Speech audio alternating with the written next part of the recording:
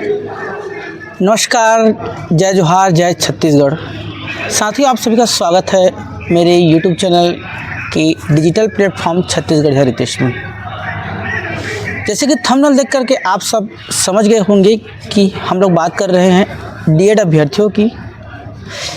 छत्तीसगढ़ में लगातार अभी डीएड अभ्यर्थियों का जो मुद्दा है वो अभी गरमाया हुआ है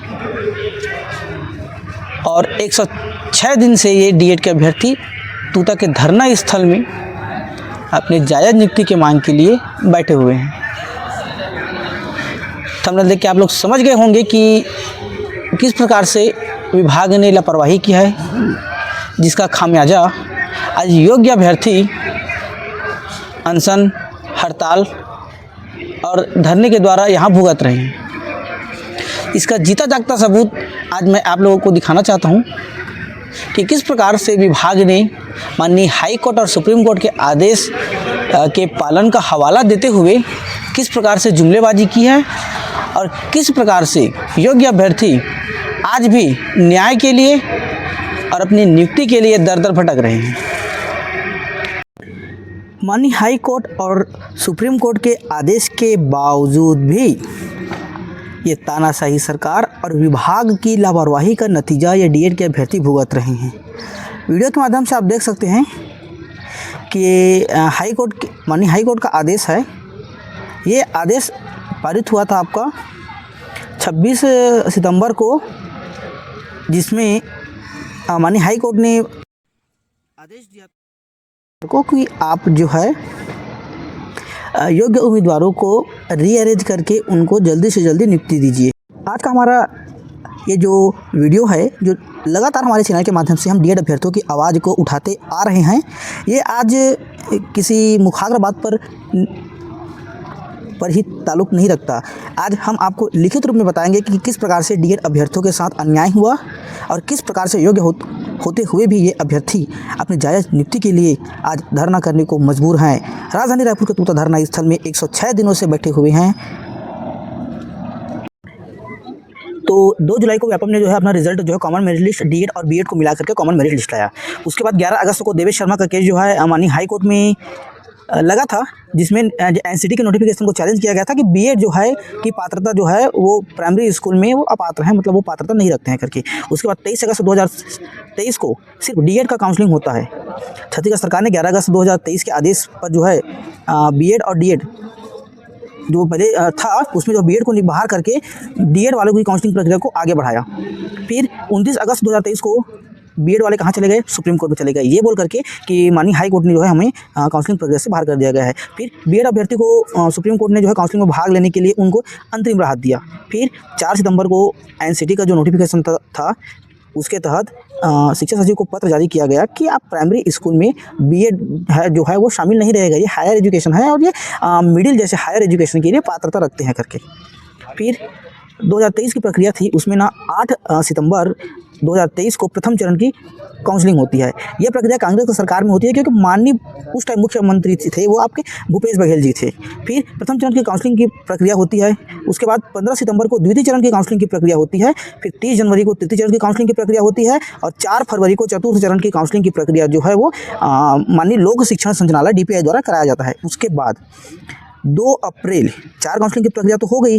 अब 4 काउंसलिंग की प्रक्रिया के बाद 2 अप्रैल को हाई कोर्ट के डबल बेंच का आदेश आता है। तो डबल बेंच के आदेश में ये लिखा होता है कि जो बीएड वाले हैं वो सहायक शिक्षक पद में अपात्र हैं और इसलिए उसको जो 4 चरण की काउंसलिंग की प्रक्रिया में जितने भी बीएड अभ्यर्थी 4 चरण की काउंसलिंग की प्रक्रिया में जितने भी बीएड अभ्यर्थी को अंदर मतलब ज्वाइनिंग दिया गया है उनको बाहर कीजिए और आप लिस्ट को रीअरेंज कीजिए। रीअरेंज करने के बाद जो पात्र अभ्यर्थी हैं डीएड के अभ्यर्थी उनको 6 सप्ताह के भीतर नियुक्ति पत्र जारी कीजिए। ये माननीय हाई कोर्ट का आदेश आता है। जैसे ही आदेश आता है वो 4 चरण की प्रक्रिया होने तक जो 984 पद था वो होल्ड कर दिए थे। क्यों? क्योंकि ये प्रक्रिया जो है कोर्ट में लंबित हो गई थी। तो कोर्ट की प्रक्रिया के दौरान 4 चरण की काउंसलिंग के बाद ये प्रक्रिया जो है कोर्ट में लंबित हो गई थी, इसलिए 984 पद को होल्ड करके रख दिया गया था। उसके बाद 28 अगस्त 2024 को माननीय सुप्रीम कोर्ट का आदेश आता है। सुप्रीम कोर्ट का आदेश आता है कि जो 2 अप्रैल का आदेश है, ये जो 2 अप्रैल का आदेश है जिसमें लिखा है कि आप 6 सप्ताह के भीतर डीएड अभ्यर्थियों की सूची को रीअरेंज कीजिए और उनको नियुक्ति कीजिए अपात्र बीएड वालों को हटा करके। तो 2 अप्रैल के आदेश को जो सुप्रीम कोर्ट में चैलेंज किया गया, किनके द्वारा? बीएड अभ्यर्थियों द्वारा। जैसे ही बीएड अभ्यर्थियों द्वारा उसको चैलेंज किया गया। फिर 28 अगस्त 2024 को पुनः सुप्रीम कोर्ट का आदेश आता है। सुप्रीम कोर्ट का आदेश फिर वही आता है जो हाई कोर्ट ने बोला था कि 6 सप्ताह के भीतर नियुक्ति का आदेश दीजिए और नियुक्ति में सिर्फ आप डीएड वाले को सम्मिलित कीजिए। वही आदेश को सुप्रीम कोर्ट पुनः लाता है। सुप्रीम कोर्ट बोलता है कि आप जो है कॉमन मेरिट लिस्ट है जिसमें डीएड और बीएड दोनों सम्मिलित है, आप उसको रीअरेंज कीजिए और रीअरेंज करते हुए 6 सप्ताह के भीतर जो डीएड अभ्यर्थी हैं उन डीएड अभ्यर्थियों को नियुक्ति दीजिए, ऐसा माननीय सुप्रीम कोर्ट का आदेश आता है। उसके बाद 15 अक्टूबर 2024 को अवमानना का केस लगता है। क्यों? क्योंकि जो 6 सप्ताह के भीतर आप डीएड अभ्यर्थी जो पात्र हैं उनको नियुक्ति दीजिए, लेकिन ये सरकार की मनमानी के चलते जो शिक्षा विभाग है और शिक्षा विभाग में बैठे आला अधिकारी, सचिव और संचालक ये जो है कोर्ट के आदेश का पालन नहीं करते हैं, तो 6 सप्ताह के भीतर जो है कंटेम लगता है कि आप कंटेम याचिका दायर करते हैं डीएड अभ्यर्थी कि आप कोर्ट के आदेश जो 6 हफ्ता के भीतर था रीअरेंज करने का करके उसका आप पालन नहीं कर रहे हैं करके। फिर 23 अक्टूबर को कोर्ट ऑफ कंटेम्प्ट का पहला सुनवाई होता है। वही होता है कि सिद्धार्थ सिंह जो कुमार परदेसी सर हैं जो सचिव हैं उनको डायरेक्ट कंटेम्प्ट केस का सुनवाई के लिए बोला जाता है कि आप 6 सप्ताह के भीतर जो है लिस्ट को अरेंज कीजिए करके। कंटेम्प्ट की एक सुनवाई हुई, फिर 25 अक्टूबर को दूसरी सुनवाई, 6 नवंबर को दूसरी सुनवाई, 28 नवंबर को कोर्ट ऑफ कंटेम्प्ट की चौथी, फिर ये 5वीं, ऐसा करते करते 31 दिसंबर, बात कर रहे हैं 31 दिसंबर 2025 की, जब कोर्ट ऑफ कंटेम्प्ट की 5वां सुनवाई में डीपीआई जो है कोर्ट के आदेश का पालन करता है और 2621 जो बीएड के अभ्यर्थी हैं उन बीएड के अभ्यर्थियों को बर्खास्त किया गया था। सर्वोच्च न्यायालय के आदेश का पालन करते हुए शिक्षा विभाग द्वारा जो है 31 दिसंबर से 10 जनवरी तक 2600 बीएड अभ्यर्थियों को बर्खास्त किया गया। ये भावुक पल था उन बीएड के अभ्यर्थियों के लिए जो लगातार 1.5 साल तक की अपनी सेवा दिए। उसके बाद फाइनली उनको 31 दिसंबर 2025 को सेवा से निरस्त कर दिया गया, बर्खास्त कर दिया गया था। उसके बाद ये तो 5 कंटेम्प्ट की सुनवाई में बीएड अभ्यर्थी बाहर हुए। फिर 14 जनवरी को कंटेम्प्ट की जो है 6वीं सुनवाई जो है पुनः हाई कोर्ट में जाती है। उस टाइम सचिव थे आपके श्री सिद्धार्थ सिंह कुमार परदेसी सर। बीएड को बाहर करने के बाद योग्य डीएड अभ्यर्थी अभी भी अपनी नियुक्ति से बहुत दूर थे। इसी कड़ी में लगातार कंटेम्प्ट की 6 सुनवाई के बाद 7वीं सुनवाई हुई, 8वीं सुनवाई हुई, 9वीं सुनवाई हुई और 9 सुनवाई कंटेम्प्ट के 9 सुनवाई के बाद फाइनली 24 फरवरी 2025 को शिक्षा विभाग द्वारा लोक शिक्षण संचालनालय डीपीआर द्वारा जो अभ्यर्थियों की या वैकेंसी की जो तिथि थी उस तिथि को आगे बढ़ाया गया और उसमें बोला गया कि जो 2621 बीएड वालों को बाहर किया गया था उसके जगह में 1 जुलाई 2024 तक प्रक्रिया जो है वो इसका अंतिम तिथि था, उसको 1 जुलाई 2025 तक के इस प्रक्रिया को नियुक्ति की प्रक्रिया को आगे बढ़ाई गई। फिर कंटेम्प्ट का 10वां सुनवाई हुआ तो जो सर्वोच्च न्यायालय है माननीय सुप्रीम कोर्ट का आदेश का पालन नहीं कर रहे थे आला अधिकारी कौन जो शिक्षा विभाग के जो सिद्धार्थ कुमार सिंह परदेसी लोक शिक्षण संचालनालय के सचिव हैं, वो शिक्षा विभाग के आला अधिकारी सचिव हैं, वो आदेश का पालन नहीं कर रहे थे।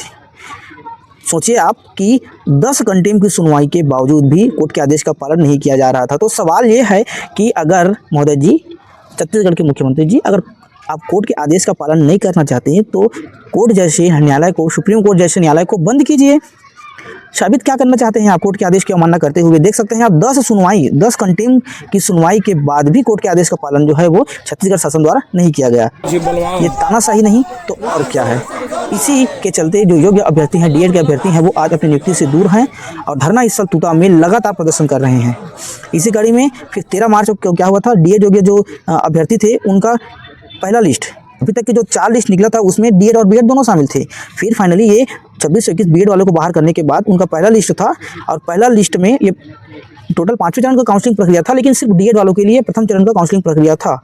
इसके तहत जो 2621 लोगों को जो है बीएड को बाहर किया था, उसकी जगह में डीएड अभ्यर्थियों की डायरेक्ट कॉमन मेरिट लिस्ट से बिना डॉक्यूमेंट वेरिफिकेशन किए, देखिए 4 चरणों में जो प्रक्रिया हुई थी उसमें पहले डॉक्यूमेंट वेरिफिकेशन किया गया था, उसके बाद उनको स्कूल अलॉटमेंट किया गया था। लेकिन ये 5वें चरण की काउंसलिंग प्रक्रिया और डीएड की पहली लिस्ट जो निकली थी उसमें बिना डॉक्यूमेंट वेरिफिकेशन के सीधा स्कूल अलॉटमेंट कर दिया गया था। उसके बाद 1 हफ्ते के अंदर में 18 मार्च को डीएड अभ्यर्थियों को नियुक्ति पत्र दे दिया गया। नियुक्ति पत्र देने के बाद जो अभ्यर्थी थे वो अपने अपने स्कूल में ज्वाइनिंग कर लिए। इस प्रकार से जो 2621 बीएड के अभ्यर्थी बाहर किए गए थे उनको हटा करके शिक्षा विभाग ने 2621 डीएड अभ्यर्थियों को बिना डॉक्यूमेंट वेरिफिकेशन के सीधा ज्वाइनिंग जो स्कूल अलॉटमेंट की प्रक्रिया है वो प्रक्रिया पूरी कर ली गई थी। लेकिन इसमें सबसे बड़ी समस्या ये आई कि जो 2621 लोगों को विभाग ने जो है डायरेक्ट स्कूल अलॉटमेंट किया था उसमें से केवल 1316 लोग ही उसमें से केवल 1200 पाँचवें चरण की प्रक्रिया में सिर्फ 1299 अभ्यर्थी ही ऐसे अभ्यर्थी थे जो पात्र हुए और जो अपने स्कूल में जा करके ज्वाइनिंग लिए हैं। उसके बाद ये देख सकते हैं, ये ऑफिशियल लेटर है। मैं आज बिल्कुल थंबनेल में आप लोगों को बोला हूँ कि ये 100% ये भर्ती प्रक्रिया में किस प्रकार से फर्जीवाड़ा हुआ, उसका पर्दाफाश और घोटाले का पर्दाफाश मैं कर रहा हूँ।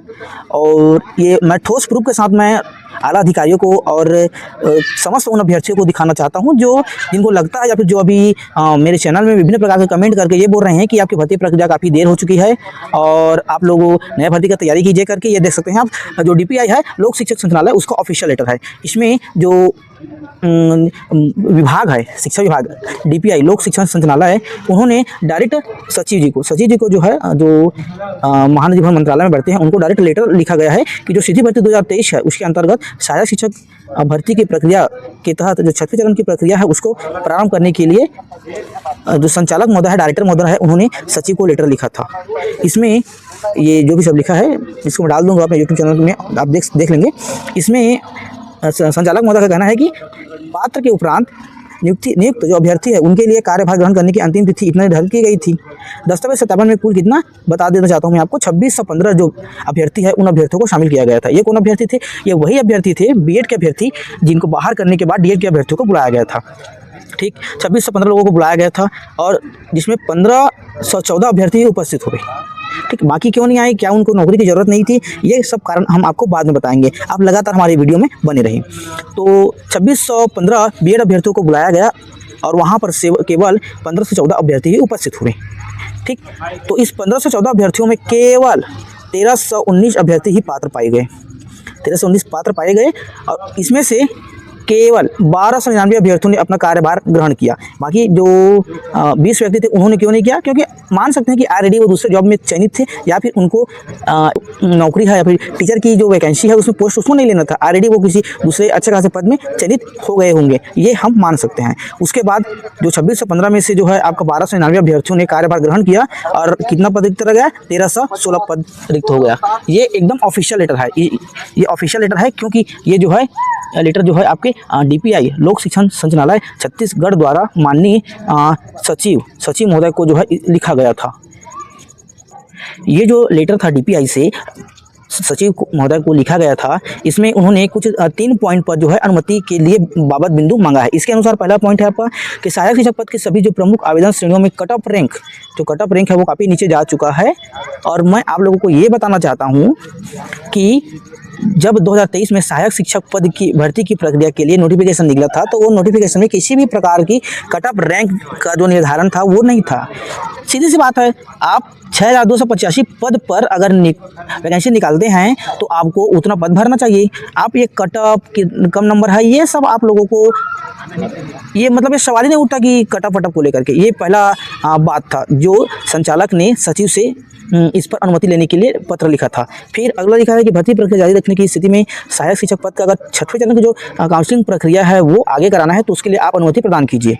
उसके बाद है कि अनुमति अगर आपके द्वारा दिया जाता है 6वें चरण की काउंसलिंग के लिए तो साला आवंटन की प्रक्रिया जो है उसका अनुमोदन आगे किया जाएगा। तो इस प्रकार से ये जो है DPI ने सचिव को लेटर लिखा और इसमें अनुमति मांगा गया कि महोदय आप अनुमति दीजिए और हम 6वें चरण की जो काउंसलिंग की प्रक्रिया है उस प्रक्रिया को आगे बढ़ाते हैं करके। ये DPI का जो है वो ऑफिशियल लेटर है और मैं आप लोगों को ऑफिशियल लेटर और ठोस सबूत की स्थिति में ही आप लोगों को मैं ये दिखा रहा हूँ। और ये देख सकते हैं आप, जो अवर सचिव है ना छत्तीसगढ़ शासन इसको शिक्षा विभाग का, उनको भी ये लेटर लिखा गया था 6वें चरण की प्रक्रिया जो है चालू करने हेतु बाबत करके। अब हम बात करते हैं ठोस मुद्दे पर।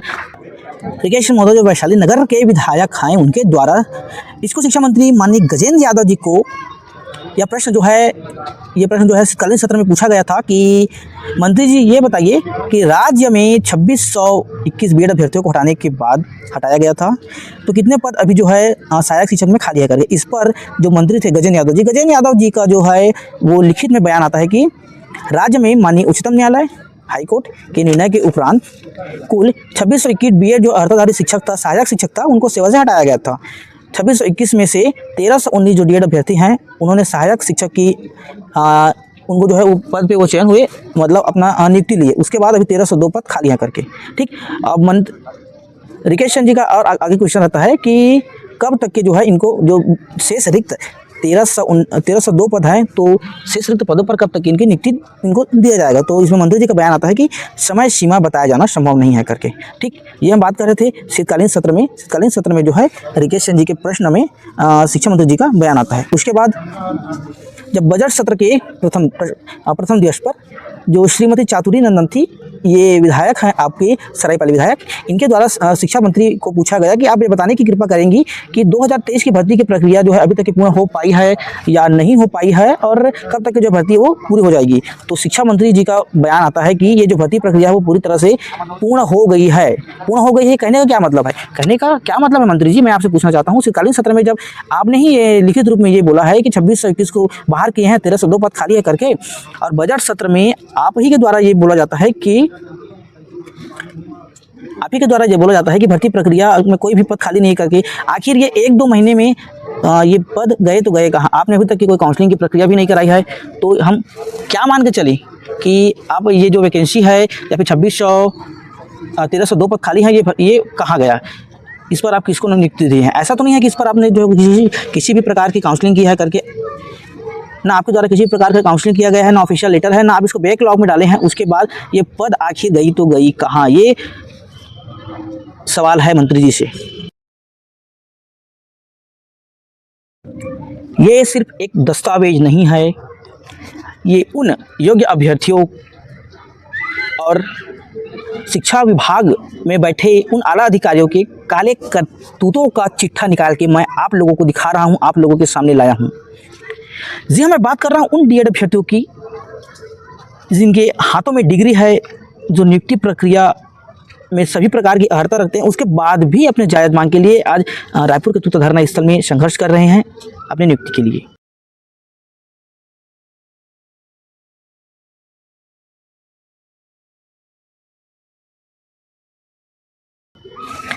हेडलाइन में लिखा है कि पांचवें लिस्ट में कुछ सेलेक्ट जो अपात्र हुए थे 1316 अभ्यर्थी, वो अपात्र क्यों हुए थे? इनका ठोस प्रूफ मैं आपको दिखा रहा हूं। आज मैं देख सकते हैं, ये मान लो चलिए ये विवेक कुमार है ना, ये ओबीसी कैटेगरी से संबंधित है। ये जो है कांकेर जिला में नरहरपुर ब्लॉक में इनको पोस्टिंग दिया गया था।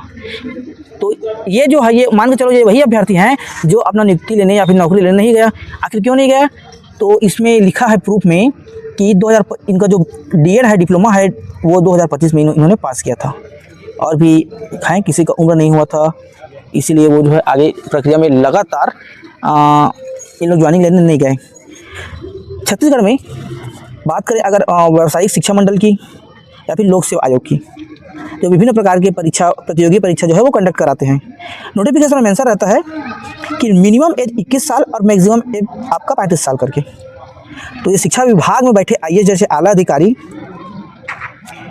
उन अभ्यर्थियों को भी डायरेक्ट अगली चरण की प्रक्रिया में स्कूल अलॉटमेंट कर दिया था जिनका उम्र नहीं हुआ था। ये बातें मैं सिर्फ लिख करके टाइप करके आपको ये दस्तावेज में नहीं दिखा रहा हूँ, मेरे पास इसका ऑफिशियल लेटर है। ये व्यापम का वो ऑफिशियल लेटर है जिसमें 5वें चरण की प्रक्रिया में डीएड अभ्यर्थियों को बिना दस्तावेज सत्यापन के डायरेक्ट स्कूल अलॉटमेंट कर दिया गया था। विभाग को इस पर उनका दस्तावेज सत्यापन करना था कि कौन कौन से अभ्यर्थी योग्य है करके, और किनका उम्र हुआ है, किनका उम्र नहीं हुआ है करके। लेकिन ये विभाग की लापरवाही है जिनका खामियाजा आज डीएड के अभ्यर्थी भुगत रहे हैं जो धरना स्थल में बैठे हुए हैं। एक अभ्यर्थी हैं सुधीर चौबे, जिनको मैं हाईलाइट किया हूँ। इनका रैंक है आपका 5546। इनका सिलेक्शन हुआ था जर्नल में ओपन कैटेगरी से, और उनको बिना डॉक्यूमेंट वेरिफिकेशन के डायरेक्ट कोंडा गाँव जो जिला है उनका फरस गाँव में एक गवर्नमेंट प्राइमरी स्कूल है, वहाँ पर इनको डायरेक्ट स्कूल अलॉटमेंट कर दिया गया था। इनका सिलेक्शन आया था 19 मार्च 2025 को। इनका मैं आपको प्रूफ दे रहा हूँ, ये सेलेक्ट नहीं हो पाए थे। सेलेक्ट क्यों नहीं हो पाए थे? क्योंकि ये है आपके सुधीर चौबे। देख सकते हैं आप, जो डीएड है, डिप्लोमा इन एलिमेंट्री एजुकेशन, जो 2 साल का होता है, इनका जो डिप्लोमा कोर्स है वह खुद 2025 में कंप्लीट हुआ है, और ये भर्ती प्रक्रिया है 2023 की। नोटिफिकेशन में मेंशन रहता है कि जो व्यापम का रिजल्ट आता है 2 जुलाई के पहले आपके पास सभी प्रकार के जो डिप्लोमा जैसे कोर्स हैं, टीटी जैसे कोर्स हैं, और जो रिजल्ट है XYZ जो भी डॉक्यूमेंट है वो रिजल्ट आने के पहले आपके पास होना चाहिए। अब ये जो बंदा है सुधीर चौबे खुद डिप्लोमा जैसे कोर्स किया 2025 में। ये भर्ती प्रक्रिया आती है 2023 में, मतलब रिजल्ट एग्जाम भी हुआ 2023 में और रिजल्ट भी आया 2023 में, और ये बंदे ने डीएड कोर्स किया 2025 में। तो मैं पूछना चाहता हूँ ये कहाँ से पात्र हुआ? जब नोटिफिकेशन में मेंशन है कि भर्ती प्रक्रिया 2023 की है, आपको 23 में जो है डॉक्यूमेंट पूरा चाहिए, नोटिफिकेशन आने के पहले चाहिए करके, और ये बनता 2025 में जो है अपना डिप्लोमा जैसे कोर्स करता है। अब ये विभाग की लापरवाही नहीं तो और क्या है, जो अयोग्य अभ्यर्थियों को आप बिना डॉक्यूमेंट वेरिफिकेशन के डायरेक्ट उनको स्कूल अलॉटमेंट कर दे रहे हो और बोल रहे हो कि ये सुधीर चौबे है, ये वही बंदा है इनका 2025 में डिप्लोमा कोर्स कंप्लीट हुआ, और आप बोल रहे हो कि ये अपना नियुक्ति लेने नहीं आया। तो मैं पूछना चाहता हूँ महोदय आपसे कि जो योग्य ही नहीं है वो कैसे नियुक्ति लेने आएगा। ये मैं आपको मुखाग्र नहीं बोल रहा हूँ, मेरे पास पूरा प्रूफ है, पूरा लिखित प्रूफ है मेरे पास, और मैं बिना बेबुनियाद की जो बातें हैं वो नहीं कर रहा हूँ। मेरे पास पूरा लिखित प्रूफ है और लिखित प्रूफ को लेकर के मैं आप लोगों के सामने मैं हाजिर हुआ हूँ। लगातार डीएड अभ्यर्थियों का मुद्दा जो है हम लोग उठा रहे हैं। ये और कुछ प्रूफ जो है वो मैं खुद इकट्ठा किया हूँ, देख सकते हैं। ये 5 लिस्ट में कुछ अभ्यर्थी अपात्र हुए हैं, ये सब अभ्यर्थी हैं, उनका रोल नंबर है, उनका नाम है, रैंक है, कैटेगरी है, और देख सकते हैं आप कि किस प्रकार से जो है फर्जीवाड़ा करके विभाग ने जो है इतना लापरवाही बरतते हुए योग्य अभ्यर्थी को जो है बाहर किया है। ये अभ्यर्थी ये 25 में जैसे पास हुआ था, इसका उम्र नहीं हुआ था। अब आप बोल सकते हैं कि किस बुनियाद पर आप बोल रहे हैं कि इन समस्त अभ्यर्थियों का उम्र नहीं हुआ था। तो मैं दिखा देना चाहता हूँ आप लोगों को, ये अभ्यर्थी हैं, ये अभ्यर्थी का रैंक है, ये कैटेगरी है, ये उनका जेंडर है, और ये उनका डेट ऑफ बर्थ है। देख सकते हैं उनका डेट ऑफ बर्थ है। डेट ऑफ बर्थ जैसे ये सुनील कुमार है, सुनील कुमार जो है ओबीसी से आते हैं, इनका डेट ऑफ बर्थ है आपका 25 अप्रैल 2002, और भर्ती प्रक्रिया आई थी 2023 में। मतलब इनका 2023 में भर्ती प्रक्रिया आई थी और ये 2002 में इनका डेट ऑफ बर्थ है। तो ये कहाँ से सेलेक्ट हुए भाई? 21 साल मिनिमम चाहिए। ये आदमी देख सकते हैं आप, ये 2023 है, इनका डेट ऑफ बर्थ कितना है? 2023 है। अब ये 2023 का आदमी है, 2003 का आदमी है, और भर्ती प्रक्रिया आई थी 2023 में। मतलब इसको मान के चलो 23 साल भी नहीं, 20 साल भी इसको नहीं हुआ था।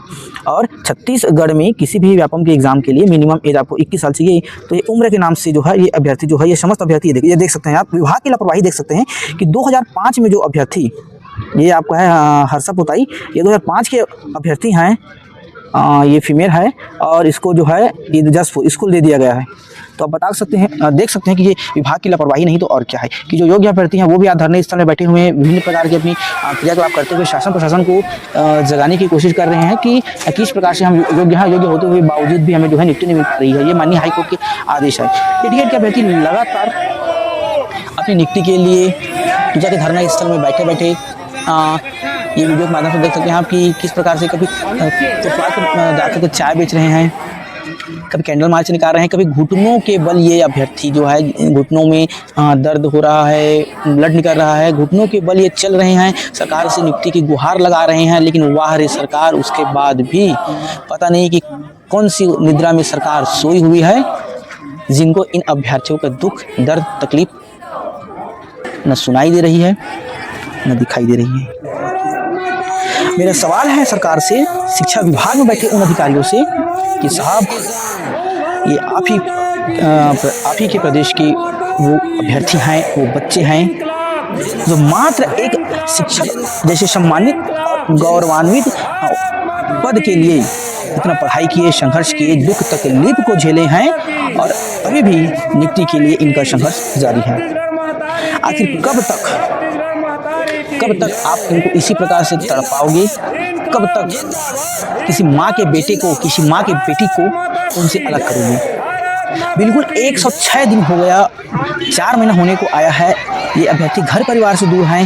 होली जैसे पर्व को साहब देखिए, इनका भी घर परिवार है, इनको भी सुनिए, आकर के थोड़ा सूद तो लीजिए।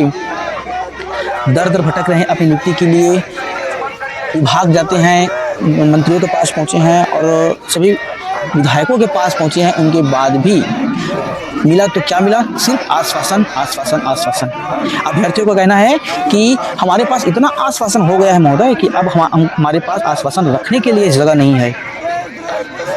ये आप ही के प्रदेश के वो युवा हैं जो आप ही के प्रदेश की शिक्षा व्यवस्था को महोदय जी सुधारने के लिए डिप्लोमा जैसे कोर्स किए हैं, योग्य हैं, मेहनत किए हैं, पेपर दिए हैं। और ऐसा नहीं है कि इनके घर परिवार या फिर बैकग्राउंड जो है अच्छा खासा संपन्न है करके, ये वही किसान के बेटे हैं जो मेहनत मजदूरी करके पढ़ाई किए हैं। साहब, इनकी तकलीफ देखिए, इनकी आंखों में बहती हुई उन आंसुओं को देखिए कि कितना दुख, दर्द, तकलीफ इनको धरना स्थल में झेलना पड़ रहा है।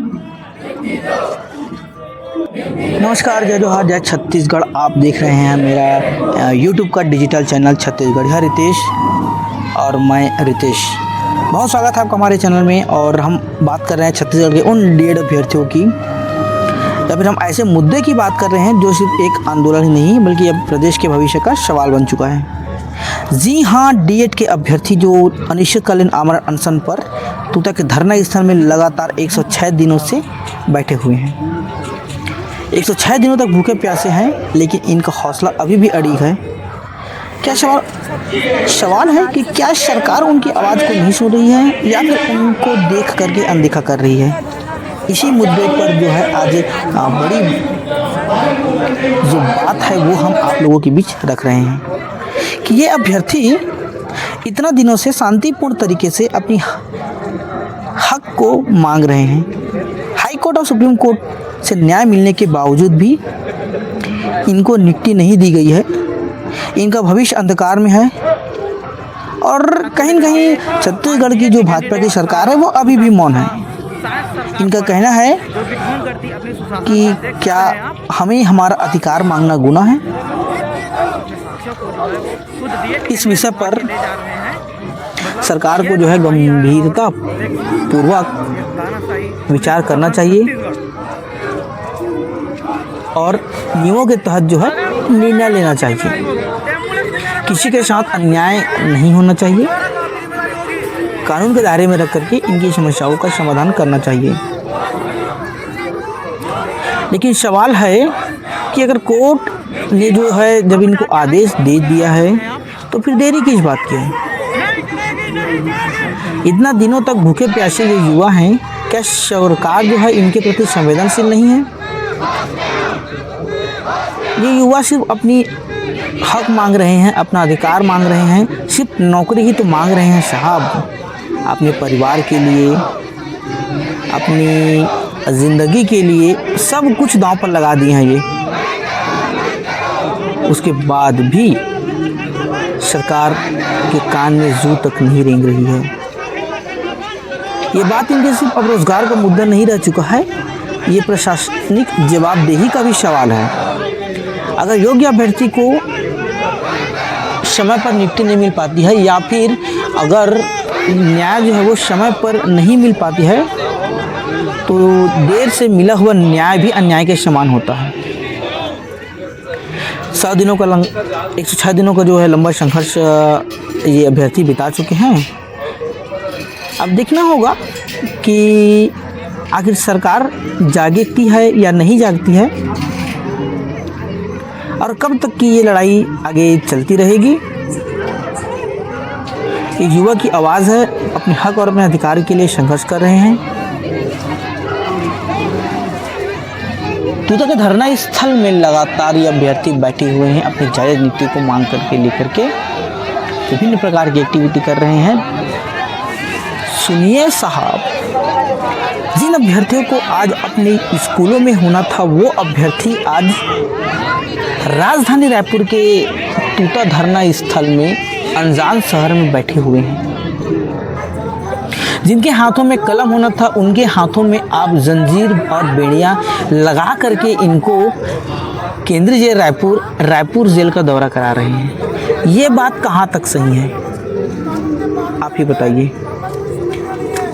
क्या इससे शिक्षा व्यवस्था सुदृढ़ होगी? ये अभ्यर्थी कभी धरना प्रदर्शन करने को मजबूर हैं, कभी भूख हड़ताल करने को मजबूर हैं,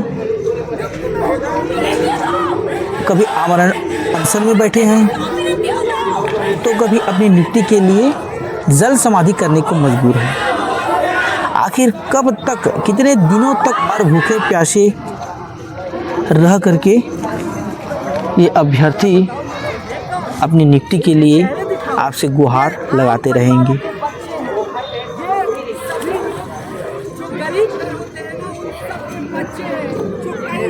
सवाल तो बहुत कुछ है साहब, बस आपके एक जवाब की देरी है कि कब इन योग्य अभ्यर्थियों को इनका हक मिले, इनका अधिकार मिले। बहुत कुछ बातें आप लोगों के बीच हमने शेयर किया है। अभ्यर्थियों को लेकर के आपका क्या विचार है, बिल्कुल आप अपनी राय जो है कमेंट बॉक्स में दीजिएगा। और लगातार हम इनकी आवाज़ को बुलंद करते रहेंगे सोशल मीडिया के माध्यम से। बिल्कुल आप लोगों का सहयोग चाहिए, समर्थन चाहिए। ये आप ही के बच्चे हैं, आप ही के प्रदेश के युवक और युवती हैं, योग्य अभ्यर्थी हैं जो अपने हक और अधिकार के लिए धरना स्थल में बैठे हुए हैं। आप लोकतंत्र की बात करते हैं, लेकिन लोकतंत्र की धज्जियां उड़ाने वाले आप ही हैं महोदय। देख सकते हैं आप कि किस प्रकार से 45 डिग्री के तापमान में ये अभ्यर्थी धरना स्थल में लेटते हुए स्वयं को मृत्यु के हवाले कर दिए हैं। किस प्रकार से आपको दंडवत प्रणाम कर रहे हैं, आपसे गुहार लगा रहे हैं, अपने हक की लड़ाई लड़ रहे हैं। उसके बाद भी मजाल है कि आला अधिकारी इनकी सूद लेने आए, इनसे मिलने आए, इनसे बात करने आए। और ये देखिए, ये जो जाम मौजूद है ना, ये सरकारी जो है, सरकारी बाधा कहलाता है। बने रहिए हमारे साथ इन अभ्यर्थियों की मांग को लेकर के। इनके जन आंदोलन में अपनी भी सहभागिता जरूर दें। संघर्ष हुआ पुलिस के साथ। मैं छत्तीसगढ़ रितेश, बोले आज तो हम जल समाधि नमस्कार।